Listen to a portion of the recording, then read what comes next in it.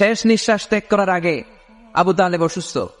আবু জাহেল, উতবা, সাইবা একদিকে, আমার নবী আরেকদিকে।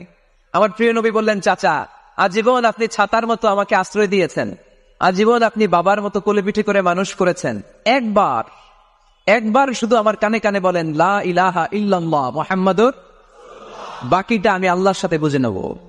কিন্তু আবু জাহেল পাশে আসে না নাই? আবু জাহেল কয় না, আবু তালেব খবরদার, আজীবন যে শিরকি ধর্মের উপরে ছিল ওইটার উপরেই থাক, বাপ দাদার ধর্মে চুনকালি মাখিস না। একবার আবু তালেব প্রিয় নবীর নুরানি চেহারার দিকে তাকায়, মনে মনে ভাবে এখনই পড়ে ফেলি কালিমা, মুহাম্মদের আদর্শই আমার আদর্শ বানায় ফেলি। আবার যখন আবু জাহেল উতবা সাইবার দিকে তাকায়, মনে মনে ভাবে না, আগের ধর্ম ছাড়তে চাই না।